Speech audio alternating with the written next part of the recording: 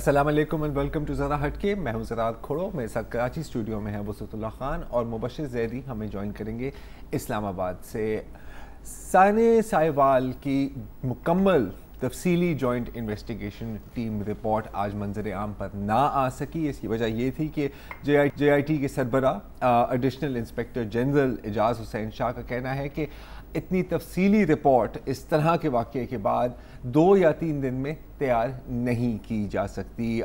इसके बावजूद पंजाब के वज़ीर आला बुज़दार साहब ने आज वादा किया था कि आज कोई रिपोर्ट तो पेश होगी और ऐसा ही हुआ। एक इब्तिदाई रिपोर्ट पंजाब हुकूमत को फराहम की गई है और आज राजा बशारत साहब जो पंजाब के लॉ मिनिस्टर हैं उन्होंने हमें बताया एक प्रेस कॉन्फ्रेंस में कि मेन पॉइंट्स इस JIT की जो इनिशियल रिपोर्ट है, मैं वाज़े करूँ कि ये सिर्फ एक इनिशियल रिपोर्ट है, मेन पॉइंट्स क्या हैं और अब तक हुकूमत ने क्या इक़दाम लिए हैं, सुनिए। नई रिपोर्ट के मुताबिक खलील के ख़ानदान के कत्ल का जिम्मेदार CTD के अफसरान को ठहराया गया है। रिपोर्ट की रोशनी में additional IG operations Punjab, additional IG CTD Punjab, DIG CTD, SSP CTD, DSP CTD Sahiwal और मुकाबले में मुलव्वस अफसरान के खिलाफ कार्रवाई का फैसला किया गया है। एडिशनल IG ऑपरेशंस पंजाब को फौरी तौर पर ओहदा से हटाकर वफाकी हुकूमत को रिपोर्ट करने का हुक्म दिया गया है। एडिशनल IG CTD को फौरी तौर पर ओहदे से हटा दिया गया है। DIG CTD को भी ओहदे से हटाकर वफाकी हुकूमत को रिपोर्ट करने का हुक्म दिया गया है। SSP CTD को फौरी तौर पर मुअत्तल कर दिया गया है। DSP CTD Lahore region Sahiwal region को भी मुअत्तल कर दिया गया है।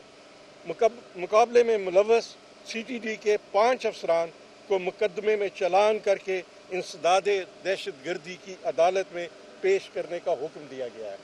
मैं ये अर्ज़ करना चाहूँगा कि इसी वाक़या में एक और शख्स हलाक हुआ था जिसका नाम ज़ीशान जावेद है।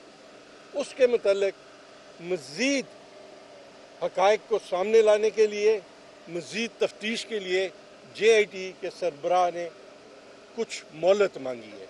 जी, जैसे आपने कुछ मोहलत मांगी है। जो मरकज़ी किरदार है ज़ीशान जावेद, जिसके चक्कर में ये सब कुछ सानेहा हुआ बज़ाहिर, उनके बारे में जमीयत अहले हदीस जो अल्लामा इब्तिसाम अहले ज़हीर की तंजीम है, उधर से बताया गया है कि ये जो ज़ीशान जावेद है ये जमीयत अहले हदीस यूथ विंग के कारकुन थे और उनकी नमाज जनाजा भी जमीयत के लाहौर के अमीर राना नसरुल्लाह ने पढ़ाई है। तो यानी वो एक पॉलिटिकल वर्कर है। अब बाकी क्या उनका बैकग्राउंड है ये स्टेट को मालूम है। जहाँ तक इसका पोस्टमार्टम रिपोर्ट जी, उसके हिसाब से जो खलील साहब हैं उनको 13 गोलियां लगी। 13। उनकी जो अहलियां हैं नबीला, उनको 4 गोलियां लगी और उनकी जो बेटी है उसको 6 गोलियां लगी अरीबा को। जबकि जो ज़ीशान जावेद साहब हैं उनको 10 गोलियां लगी। ये है पोस्टमार्टम रिपोर्ट। ये जो AIG एजाज़ हुसैन शाह ने कहा है कि ये इब्तिदाई रिपोर्ट है और 2-3 दिन में ज़ाहिर है कॉम्प्रिहेंसिव रिपोर्ट तो नहीं आ सकती, इसके बाद किसी और रिपोर्ट की उम्मीद ना रखिए। इसलिए कि उन्होंने ये नहीं कहा कि हम जामे रिपोर्ट तैयार कर रहे हैं, उन्होंने कहा यही रिपोर्ट है। राजा बशारत साहब ने इस पर एक और बात की है और वो ये है कि कल एक इन कैमरा ब्रीफिंग होगी। हाँ, लेकिन वो रिपोर्ट का मुतबादिल तो नहीं है ना। बिल्कुल। अच्छा, ये जो रिपोर्ट है जो भी आई है टूटी फूटी 2-3 दिन में जैसी ही बन सकती थी। मज़े की बात है ये 5 ऐनी शाहिदों के बयानात सिर्फ इसमें रिकॉर्ड हुए हैं, जबकि ऐनी शाहिदों की तादाद अच्छी खासी ज़्यादा थी। अच्छा, इसमें जो है राजा बशारत का जो मैं अभी सुन रहा था जो रिपोर्ट के मंदरजात, 5 अफसर जी टोटल वो या तो मुअत्तल किए गए हैं या उनकी खिदमात वफाकी हुकूमत को वापस कर दी गई हैं जिन्होंने ऑपरेशन में हिस्सा लिया जाए वारदात पे, उनकी तादाद बताई जाती है 16। जी, 16 में से 5 को बकौल इनके ATC में पेश किया जाएगा। बाकी का क्या होगा इसकी अभी फ़िलहाल वजाहत नहीं है। जी बिल्कुल। अच्छा मुबश्शिर, हाँ, आपको भी एक हैंडआउट मिला था, मेरे ख्याल है कि एलीट फोर्स की जानिब से, और वो भी इसी इंसिडेंट के साथ ही रिलेटेड है, तो उसके बारे में थोड़ा सा बताइए प्लीज़। वो एडिशनल IG जो है एलीट फोर्स के, उन्होंने एक मरासला निकाला है और उन्होंने कहा है कि जनाब कोई भी दूसरी जो फोर्स है वो एलीट फोर्स की ना गाड़ी इस्तेमाल करे, ना वो टी-शर्ट जिस पे नो फियर लिखा होता है, ना काली पतलून इस्तेमाल करे, क्योंकि उससे जो है वो सस्पिशन पैदा होता है। साथ ही उन्होंने ये भी कहा कि क्विक रिस्पांस फोर्स और एलीट फोर्स के यूनिफॉर्म्स को भी डिस्टिंक्ट करने की ज़रूरत है, दोनों बिल्कुल एक जैसे लगते हैं। तो उन्होंने ये ऑर्डर निकाला है। उन्होंने ये ज़रूर कहा है कि 2014 में भी हमने ऐसा एक ऑर्डर निकाला था, मगर उसका कुछ नहीं हुआ। अब जो ये वाक़या हुआ उसमें जो गाड़ी इस्तेमाल हुई उसके बारे में कहा जाता है कि उस पर एलीट फोर्स का जो है वो मोनोग्राम छपा हुआ था, और जो अहलकार थे उनमें से कुछ ने जो एलीट फोर्स का यूनिफॉर्म पहना हुआ था। अब उन्होंने ये भी उस लेटर में लिखा है कि एलीट फोर्स की तमाम गाड़ियां जो अगर किसी और फोर्स के पास है वो फ़ौरन एलीट फोर्स को वापस कर दी जाएं। तो उससे लगता है कि एक तो एलीट फोर्स ज़ाहिर है अपने आप को डिस्टेंस भी करना चाह रही है, विच इज़ ओके, क्योंकि सिचुएशन ऐसी है। एक चीज़ मुझे बड़ी पिंच की मुझे समझ नहीं आई कि राजा बशारत का इससे मतलब क्या था। उन्होंने दो चीज़ें कहीं उसके बाद जब ये तफसीलात बताई, तो उन्होंने कहा कि और ये ऑपरेशन जो है ये 100% सही था। जी। अब वो इंटेलिजेंस कैसे जो था वो 100% सही थी। हाँ, इंटेलिजेंस सही थी ना। अब वो इंटेलिजेंस आई थी ISI से, और उस पे जाहिर है रिपोर्टर्स ने सवाल कर दिया कि जनाब जो ISI की तरफ से अगर इंटेलिजेंस आई थी तो ISI की तरफ क्या हुआ है, जिस पे उन्होंने तो जाहिर है अपना दामन छुड़ाया ये कह के कि हमारी हयूद और क़यूद में ये नहीं आता। तो जाहिर है हमें ये तो या तो फ़ौज के तर्जुमान या किसी से ज़रूर पूछना पड़ेगा, क्योंकि जिन 16 लोगों ने इस ऑपरेशन में हिस्सा लिया उसमें ISI के भी लोग थे और सादा लिबास में थे, जिसके बारे में CTD ने खुद अपनी जो ब्रीफिंग है उसमें ये कहा था कि ये जॉइंट ऑपरेशन था। तो हमें ये भी देखना है कि उस साइड से क्या चीज़ें सामने आती हैं और क्या आती भी हैं या नहीं आती, या ये जो कार्रवाई है इसके बाद हम उम्मीद ना रखें कि फर्दर कोई फैक्ट्स जो हैं वो सामने लाए जाएंगे। जिस तरह की कार्रवाई की नौइयत है कि या तो वफाकी हुकूमत को खिदमात दे दी गई हैं या मुअत्तल कर दिया गया है, ये स्टैंडर्ड ऑपरेटिंग प्रोसीजर है जो 1861 से आज की तारीख तक बैन ही इसी तरह होता है। इस तरह जी अच्छा, क्या हम इसी स्टैंडर्ड ऑपरेटिंग प्रोसीजर के तहत ही चलते रहेंगे, जो लगता है कि ऐसे ही होगा, या क्या इस वाक़ये की वजह से, और ये कोई आइसोलेटेड वाक़या नहीं है, इस तरह के दर्जनों अगर हज़ारों वाक़यात हैं इसके पीछे, क्या कोई प्रेशर आएगा या कोई पुश आएगी कि पुलिस या बल्कि पूरे कानून नाफिज करने वालों इदारों के जो SOPs होते हैं जिनकी वजह से इस तरह के सानिए पेश आते हैं, उनमें कोई तब्दीली 13-14 दिन के लिए आएगा? 13-14 दिन के लिए आएगी? नहीं, वज़ीर आज़म ने जाने से पहले जो ट्वीट की थी उसमें ये वादा भी किया था कि वापस आते ही वो जो है इस चीज को देखेंगे। तो अच्छा बिल्कुल नहीं, वादा उन्होंने किया है, लेकिन देखेंगे तो क्या देखेंगे? लाजिम है कि हम भी देखेंगे, लाजिम है, लेकिन ये भी हमें देखना होगा कि अगर इक़दामात लेंगे, रिफॉर्म लेंगे, तो उस रिफॉर्म की क्या शक्ल होनी चाहिए। जाहिर है कि मैं वुसअत और मुबश्शिर खुद उस पर बात नहीं कर सकते, तो आज वेरी ऑनर टू से कि हमने 2 ख़ुसूसी मेहमानों की मदद ली है इसी इशू को समझने के लिए कि पुलिस रिफॉर्म्स, LEA रिफॉर्म्स हो तो वो कैसे हो सकते हैं, प्रैक्टिकली क्या मसले मसाइल होते हैं। तो अभी हम लेंगे एक ब्रेक, और ब्रेक के बाद हमें ज्वाइन कर रहे हैं खालिद फारूक साहब। 1974 में पुलिस सर्विस ज्वाइन की थी, मतलब जितनी मेरी उम्र है उतनी उनकी सर्विस है। साबिक IG Punjab, national highways motorway police, और साबिक नेशनल कोऑर्डिनेटर NACTA भी रहे हैं। तो ये जो इंटेलिजेंस और ISI के साथ शेयरिंग वाली बात है, he is also well qualified to talk about that. और फिर हमारे बहुत अच्छे दोस्त और इंतहाई सीनियर तज्जियाकार एजाज हैदर साहब भी हमें ज्वाइन करेंगे इस वक्फे के बाद।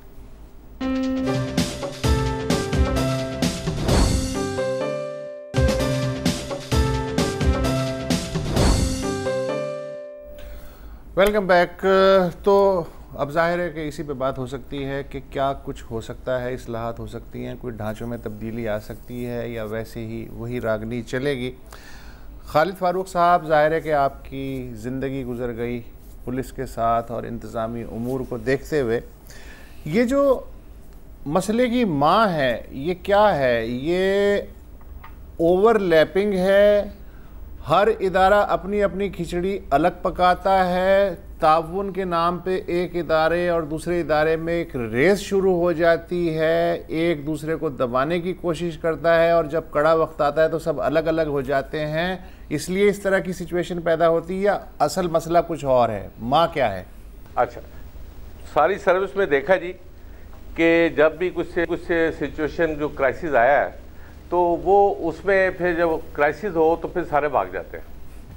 और मैं अपने एक छोटा सा एक वाकया बताऊंगा जी, उससे आपको अंदाज़ा हो जाएगा कि ये जब डिस्ट्रिक्ट मैजिस्ट्रेसी लाइव थी और मैं SSP फैसलाबाद था, वहाँ हमारे एक इलाका में तांदराल में बच्चों ने गड़बड़ की। वहाँ AC साहब ने कहा असले की दुकानें लूटी जा रही हैं, फायर कर दो। फायर हो गया, बच्चे मर गए, हमें पता ही कोई नहीं खा रहा, हमें पता ना। पहुँचे AC साहब से कहा जी आपने ऑर्डर दिया था पर्चा दे दे, वो उन्होंने पर्चा रजिस्टर करा दिया। उसके बाद हुआ क्या, जब वो क्राइसिस प्रेशर वो AC साहब भी अपने मौके से भाला रिटर्न FIR थी उनकी तरफ, वो मुकर गए कि नहीं जी नहीं, मैंने हवाई फायरिंग का कॉन्सेप्ट कोई लॉ में कहीं नहीं है, ना पुलिस रूल्स में है।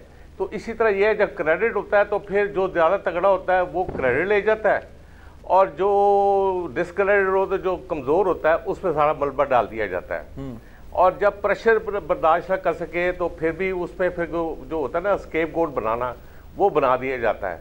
इसमें सिंपल सा मैं समझता हूँ कुछ थोड़ी सी मिसहैंडलिंग हुई है मौके पे यकीनी तौर पर, और उसमें इस तरह के इंटेलिजेंस जो बेस्ड ऑपरेशन है वो हो सकता है वो दुरुस्त हो, वो उस इन्वेस्टिगेशन में पता लग जाएगा।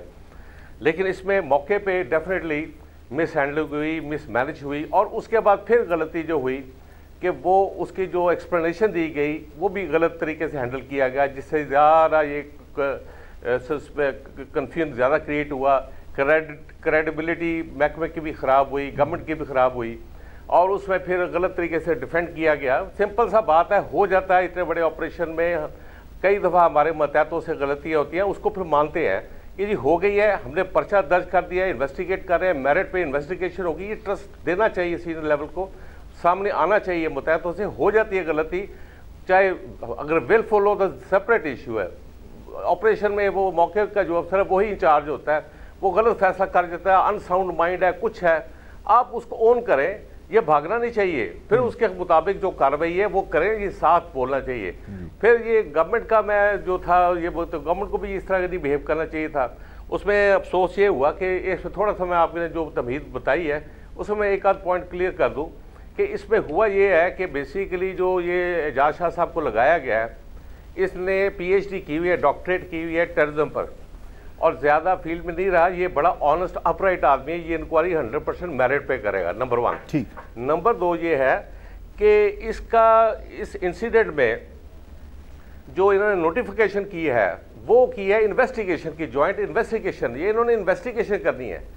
इन्वेस्टिगेशन 3 दिन में दुनिया में कहीं नहीं हो सकती, ऑर्डनरी केस की नहीं हो सकती।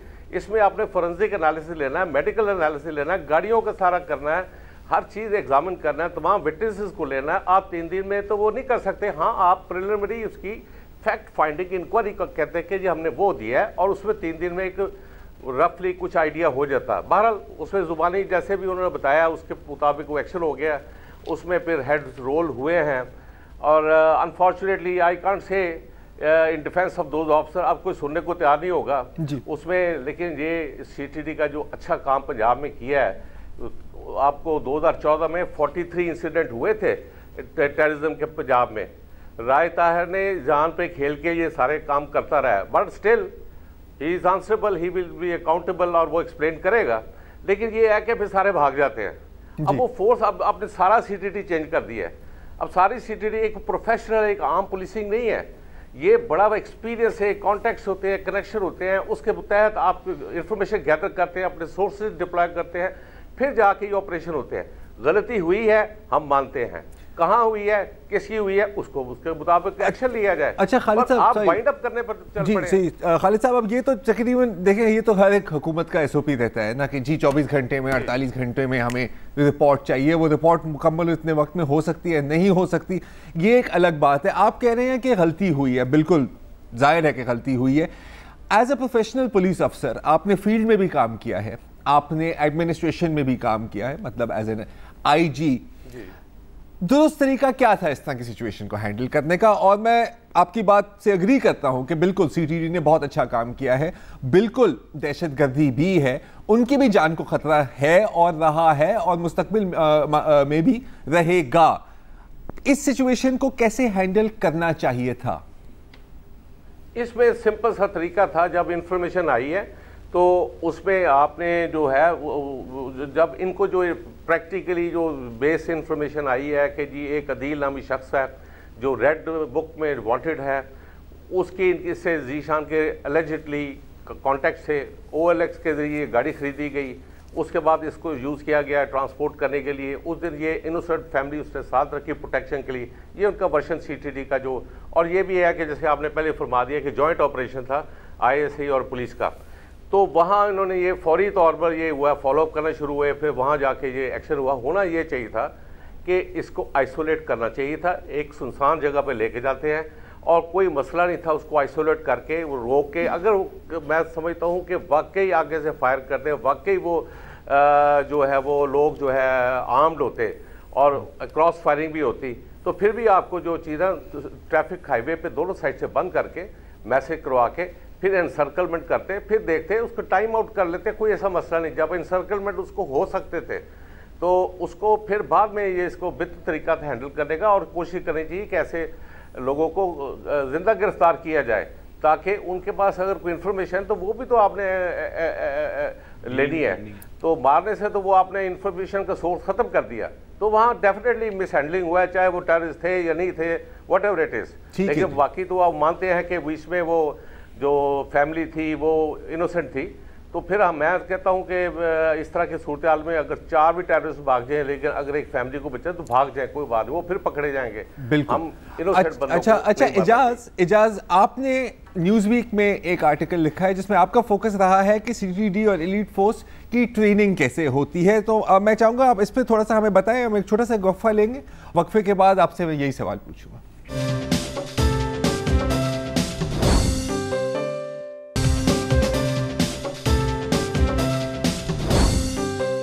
एजाज, आपने जो अभी आर्टिकल लिखा है साहिवाल ट्रेजेडी के बारे में, आपने फोकस किया है एलीट फोर्स पर, आपने फोकस किया है काउंटर टेररिज्म डिपार्टमेंट के, एंड हालांकि यूजुअली माना जाता है कि ये एक बहुत एफिशिएंट और प्रोफेशनल फोर्स है, आपने कुछ हद तक तनकीद की है इनकी ट्रेनिंग पर। इस पर आप थोड़ा सा एलैबोरेट कर सकेंगे? जी ज़रा, मैं चूँकि हमारे पास वक्त कम है हमेशा, so let me try to be very quick and parsimonious about this. उससे पहले कि मैं आपके सवाल के जवाब पे आऊँ, मैं एक चीज़ मेज़ पे रखना चाहता हूँ, और वो ये है, चूँकि बात हो रही है काउंटर टेररिज्म डिपार्टमेंट के हवाले से, तो सबसे अहम चीज़ इस जो जॉइंट इन्वेस्टिगेशन टीम की रिपोर्ट है उसमें भी जो अहम चीज़ है वो ये देखने की ज़रूरत है कि इस पूरे ऑपरेशन के हवाले से इंटेलिजेंस किस एजेंसी ने जनरेट की है। ये एक बहुत अहम सवाल है। इसमें इंट्रोडक्शन में ये बात हुई कि यहाँ पे राजा बशारत साहब ने ये कहा कि जब किसी ने सवाल किया ISI के हवाले से, तो उन्होंने कहा कि वो हमारी हदूद व क़यूद से बाहर है। मुझे नहीं समझ आती कि कौन सी एजेंसी जो है वो हुकूमत की हदूद व क़यूद से बाहर हो सकती है, लेकिन जो CTD की अपनी जो सेकंड प्रेस रिलीज़ है जो अंग्रेज़ी ज़ुबान में थी, उसके अंदर बिल्कुल वाज़ेह तौर पे ये कहा गया कि ये एक जॉइंट ऑपरेशन है काउंटर टेररिज्म डिपार्टमेंट का और काउंटर टेररिज्म विंग ISI का। अब इसके अंदर देखना ये ज़रूरी है कि इंटेलिजेंस जनरेट किसने की, कोलेट किसने की, एनालाइज किसने की। ये एक नेसेसरी कोऑपरेशन होती है between the ISI and the CTD और एलीट के दरमियान, कि जहाँ पे एजेंसी के पास अगर इंफॉर्मेशन आती है तो वो शेयर करती है। अब इसमें आगे सवाल जो बहुत अहम पैदा होता है, जो मैंने अपने मजमून में भी जिसका जिक्र किया, और वो ये कि जो ऑपरेशनल कमांडर है वो कौन है। क्या वो एलीट का बंदा है, क्या वो CTD का आदमी था, क्या वो CTW का आदमी था? क्योंकि more than the person who has squeezed the trigger, it's the guy who was actually ordered to shoot. जी क्या उनके पास प्लान था?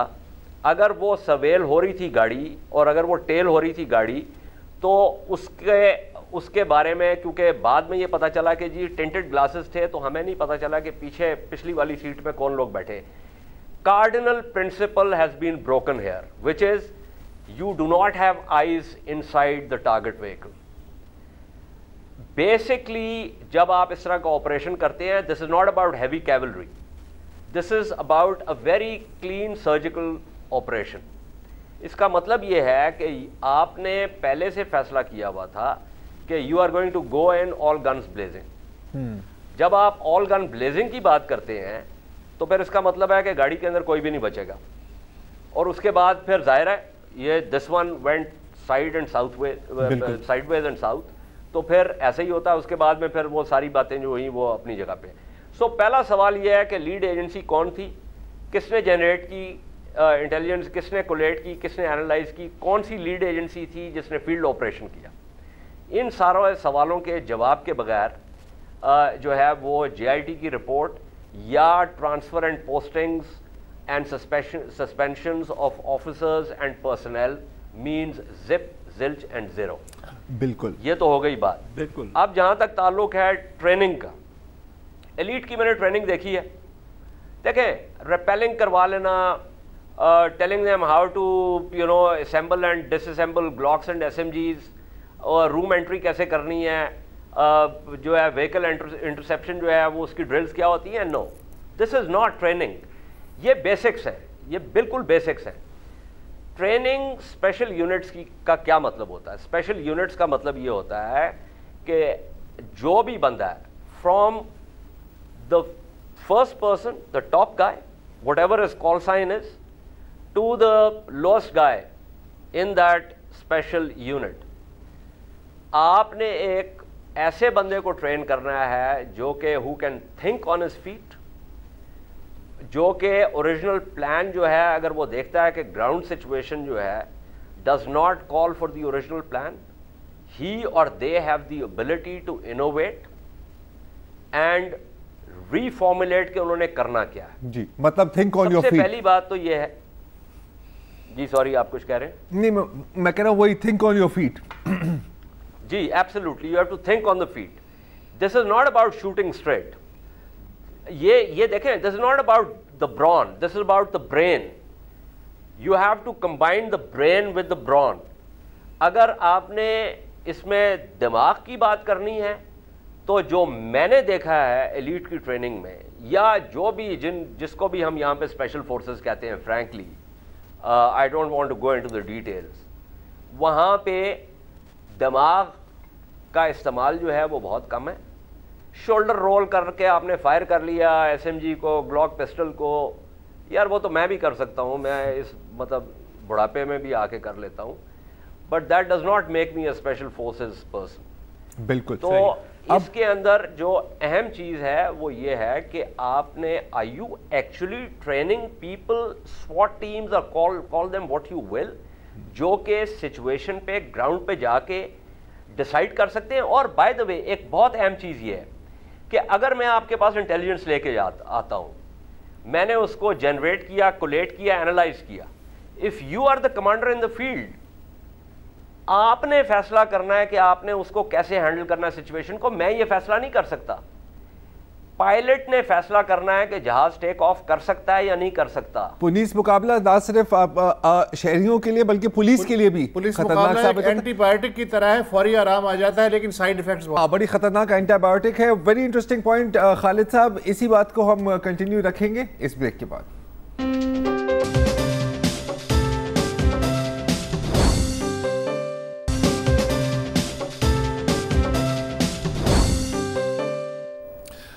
Welcome back. हमारे साथ एजाज हैदर साहब हैं और खालिद फारूक साहब हैं. खालिद साहब एक IG थे सिंध के साबिक मुहिब असद. उनका एक मैं आर्टिकल पढ़ रहा था. उन्होंने कहा जी कि बात यह है कि टेन्योर की सिक्योरिटी नहीं होती. जो अफसर ज़ाब्तों के मुताबिक चलना चाहता है उसे अक्सर अपने ही साथियों और ऊपर से मज़ाहमत का और फिर जलील होने का भी सामना, तौहीन आमेज़ रवैये का भी सामना होता है। फौरी तबादला की तलवार लटकी रहती है, OSD बना दिया जाता है या बहाने से कोई ज़ाब्ते की इंज़बाती कार्रवाई कर दी जाती है। तो ऐसे में या तो वो अफसर बिल्कुल हाथ छोड़ के बैठ जाता है या फिर हाइपर हो जाता है, वो कहता है अच्छा जी जो है बस ठीक है कर लेते हैं। तो ये अगर सामने की बीमारियां हैं और हर कमीशन और हर अफसर ये समझता है तो ये बीमारियां हम जहेज़ में कब तक साथ लेके चलेंगे? ये बिल्कुल सही फरमाया उन्होंने, इसमें तो कोई शक नहीं है। ये पुलिस ऑर्डर में देखें जी, यही तो उसमें जो चीज़ें पॉलिटिशियन को पसंद नहीं आ रही, उसमें इसी शक और डर को दूर करने के लिए उसमें कॉन्सेप्ट दिया था पब्लिक सेफ्टी कमीशन। एक तो ये था कि उसमें जो IG अपॉइंट होगा through national public safety commission select करेंगे टॉप 3 में से, फिर उसके बाद जो असाइनमेंट होगी, अपॉइंटमेंट होगी, तो फिर 3 साल तक उसको टेन्योर दी जाएगी। और अगर पहले उसको चेंज करना हुआ तो फिर इंक्वायरी प्रॉपर होगी जिसमें इस्टेब्लिश होगा, अगर प्रोवाइडेड कि ये इसका कोई एलिगेशन सीरियस उसके खिलाफ है तो फिर उस सूरत में तब्दील किया जा सकेगा। अब ये आप देखें ना, आप आर्मी चीफ 3 साल है, 3 साल तक फुल अथॉरिटी एंजॉय करता है, कोर कमांडर तक वो प्रमोट कर सकता है, उनको फारग कर सकता है और कोई उसको टच नहीं कर सकता। तो वो अपनी कमांड अच्छी या बुरी जैसे भी चलाए, उसकी अहलियत वो चलाता है। पुलिस में ये शिगरी, ये अपना मोहम्मद साहब हैं, शिगरी साहब हैं, ये हमारे सारे कुलीग, तारिक परवेज साहब, ये सारे कुलीग जो हैं ये बिल्कुल सारे सही चीख रहे हैं। तो उसको पता ही नहीं होता, जहाँ वो अड़ा है उसमें वो फिर उसके बाद पॉलिटिकल किसी बॉस को पसंद नहीं आता। सिस्टम में क्या चलना है? अगर IG अपने सिस्टम में सिक्योरिटी नहीं है तो बाकी क्या चलना है? पुलिस इनकाउंटर की जो मैं पहले बात कर रहा था, ये 2 ऑर्डर से पुलिस इनकाउंटर जो जेली हैं वो ख़त्म हो सकते हैं, कोई मसला नहीं है। उसका तरीका सिंपल सा है कि एक तो ये करें कि जितने पुलिस के इनकाउंटर हो, जायज़ हो या जो नाजायज़, वो बात की बात है, आप उसमें लीगल मैंडेटरी हो जाए कि जी आप उसकी जुडिशल मैजिस्ट्रेट से, सेशन जज के एडिशनल साइज से उसकी जुडिशल इंक्वायरी होगी आप, और अगर इस्टेब्लिश हुआ तो उसके मुताबिक कानून के उसके खिलाफ कार्रवाई की होगी। साथ ही जो है चीफ जस्टिस जो है वो IG तमाम को इस तरह पॉलिटिकल गवर्नमेंट को मैं नहीं कहता, इसलिए कि वो तो चाहते होते हैं कि क्राइम कंट्रोल कर लिया जाए, तो उधर से जुडिशरी की तरफ डायरेक्शन आया कि जिस केस में ये जैली मुकाबला साबित हुआ, हम उसके IG DI जो भी रिस्पॉन्स हम उसको फ़र्क कर देंगे, उसके खिलाफ कार्रवाई होगी। आप देखेंगे दूसरे दिन ये जेली मुकाबले ख़त्म हो जाएंगे, ये कोई मसला नहीं है। ये 2 चीज़ें कर दे, हर जो पुलिस इनकाउंटर है उसकी जुडिशल इंक्वायरी हो, और उसके बाद, क्योंकि ये कोई मुआशरा नहीं है, अगर लॉ में इसमें खराबी है, अगर मुलज़म छूट जाते हैं तो मेरा पॉइंट है कि फिर उसको लॉज में इंप्रूव करे, फिर सोसाइटी सफ़र करे, सिस्टम सफ़र करे। अगर उसे अपने आप को बेहतरी करनी है तो उसके लिए इंप्रूवमेंट करे। उसकी और क्या वजूहत है वो सारी एग्जामिन, उधर डिटेल एक बहस है उसमें कहाँ कहाँ खामी है, लेकिन आप फिर सिस्टम को ठीक करें। आप उसमें अपने पुलिस के खिलाफ हज़ारों शिकायत होती हैं, लोग दर बदर करते हैं, उसमें इंटरनल अकाउंटेबिलिटी सिस्टम को सही इंप्रूव किया जाए। फिर इसी तरह जो है ये आप एक्सटर्नल अकाउंटेबिलिटी पुलिस ऑर्डर में मौजूद है कि पुलिस कंप्लेंट अथॉरिटी बनाई जाए। पुलिस ऑर्डर, खालिद साहब सॉरी आपकी बात काट रहा हूँ यहाँ पे। बदकिस्मती की बात पता है क्या है कि ये जो अभी बात कर रहे थे कि IG का टेन्योर सिक्योर होना चाहिए, पुलिस ऑर्डर 2002 में सब कुछ एग्जैक्टली ये था। 2004 में एक तरमीम में इसको हटा दिया गया। मैं आप दोनों मेहमानों से एक सवाल है, खालिद साहब पहले आपसे और फिर एजाज आपसे। पॉलिटिकल इंटरेस्ट, और चाहे मतलब मिलिट्री गवर्नमेंट हो चाहे सिविलियन गवर्नमेंट हो, पुलिस को एक टूल की तरह इस्तेमाल किया गया है कि या तो सियासी मुखालफिन को नीचे रखो या तो सबको ही नीचे रखो, 2 चीज़ें होती हैं। जब किसी का इंटरेस्ट ही नहीं है इस लिहाज में, एक्चुअल इंटरेस्ट की मैं बात कर रहा हूँ, हेडलाइंस की बात नहीं कर रहा, आपको नज़र आता है कि क्या हम अपनी ज़िंदगी में इन इस्लाहात को देख सकेंगे? खालिद साहब, ये अल्टीमेटली करने पड़ेंगे, इसके अलावा हल कोई नहीं है। लोग जो है ना एक बिल्कुल ये महकमा जो है ये ख़राब होता जाएगा, तब लोग चीखेंगे कि एक ट्रस्ट डेफिसिट वाइडन होता रहेगा, गैप वाइडन होता है, तो ultimately they will have to do it. ये अब देखें मीडिया अब काफ़ी इफेक्टिव है, रोल प्ले कर रहा है, फिर आपकी जुडिशरी काफ़ी उस पर जुडिशल एक्टिविटी। अब रिसेंटली मिसाल के तौर पर जो chief justice law and justice commission में जो रिकमेंडेशन दी है, तारिक परवेज साहब हैं, तारिक खोसर साहब हैं और बाकी भी अफसरान हैं, शुआब सैदल वगैरह सब ने, शिगरी साहब ने, सब ने ये बीच में दी है। वो बड़ा खुश आइंद बात है कि उन्होंने इस पर जुडिशरी इस पर इंटरफेयर कर रही है और उसमें एक पॉइंट है जो सब्जुडिस इस वक्त है, लेकिन उस पर बड़ा अहम पॉइंट एक और जो चीज़ हम मिस कर रहे हैं कि हमारे चारों सूबों में मुख्तलिफ लॉज चल रहे हैं पुलिस के।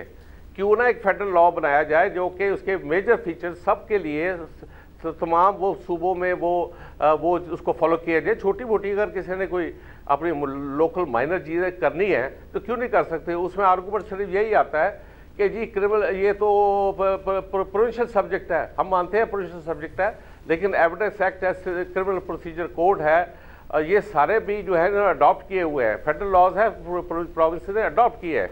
इसी तरह पुलिस ला के एक यूनिफॉर्मिटी पैदा की जाए और सिस्टम में जो उसको ऑटोनॉमी दे, वो अख्तियारात दे, उसके साथ जो हर शोबे में जो इम्प्रूवमेंट इस्लाहत चाहिए ये हो सकती है। और एक सबसे अहम जो चीज़ मैं, क्योंकि briefly I am just touching about many thoughts are coming, लेकिन उसमें एक जो चीज़ सबसे बड़ी जो मिस कर रहे हैं हम अभी तक पुलिस रिफॉर्म के, वो थाना की जो डेवलपमेंट जहाँ पब्लिक का इंटरेक्शन होता है, उसको अभी तक हमारे तमाम रिफॉर्म्स में बहुत ज़्यादा जो उतना चाहिए, जो हमें कुछ करना चाहिए, वो मिसिंग है। उसके लिए बहुत कुछ करने की ज़रूरत है। अच्छा, एजाज से मैंने एक सवाल पूछना है। टाइम खत्म हो रहा है, मुझसे जल्दी पूछें। अच्छा, खालिद साहब ने जैसे कहा कि इस केस में अब ये वाइड स्प्रेड एक सस्पेंशंस कर दी गई, तो क्या आपके ख्याल में अब रिफॉर्म जिसका इमरान खान ने भी प्रॉमिस किया था वो अब हम ना ही समझें, क्योंकि एक स्टेप ले लिया गया और उसके बाद जो है जाहिर है फिर चीज़ें किसी और रुख पर चली जाएंगी?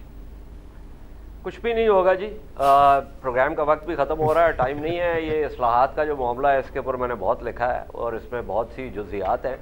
पहली बात तो ये है कि हमने सारा बात की CTD के हवाले से। Maybe you might want to give it a thought that CTD took a fall for some other agency, ये भी है that no one wants to name. दूसरी बात ये है कि ये आप स्क्रीन पे दिखा रहे हैं एलीट की ट्रेनिंग, इस पूरी ट्रेनिंग का जो आपकी स्क्रीन पे मुझे नज़र आ रही है, इसका ज़रा सा भी ताल्लुक़ नहीं है प्रॉपर काउंटर टेररिज्म थिंकिंग या प्लानिंग या एक्सिक्यूशन के साथ। तो बैंक के बाहर जो चौकीदार खड़ा होता है वर्दी पहन के, उसका भी ताल्लुक नहीं होता कि वो गार्ड है, वो तो बस एक पुतला होता है। बहरहाल बिल्कुल ये चमन यूं ही रहेगा और इंशाल्लाह आई एम सो सॉरी, बहुत ही कम वक्त था और इन माहिरीन से हम पूरी तरह इस्तेफादा नहीं कर सके, लेकिन उधार रहा। बिल्कुल। खुदा हाफिज़। अस्सलाम वालेकुम। अगर आपको हमारे शो पसंद आया है तो प्लीज़ हमारे YouTube चैनल को सब्सक्राइब करें और अगर मुनासिब समझे तो इस वीडियो को लाइक भी कर लें, तो कोई हर्ज नहीं है, और शेयर भी कर लें और कमेंट भी कर दें, वरना वो सब ऐसे ही लिखते रहेंगे। और ये जो दोनों कह रहे हैं ये कर लें जी प्लीज़, नहीं तो हमें भी घर जाना है, मैं आपके कंप्यूटर में नहीं रहना 24 घंटे। सही बात।